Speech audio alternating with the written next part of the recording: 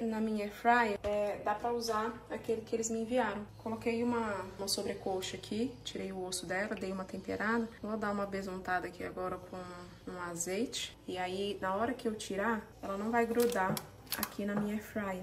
E aí eu só tiro, vejo se tem alguma sujeirinha e tal, faço uma limpeza de leve. Não preciso tirar, remover o cesto pra fazer essa limpeza. E aí eu sugiro, quando vocês tirarem, vocês vão enrolando pra dentro. E assim não vai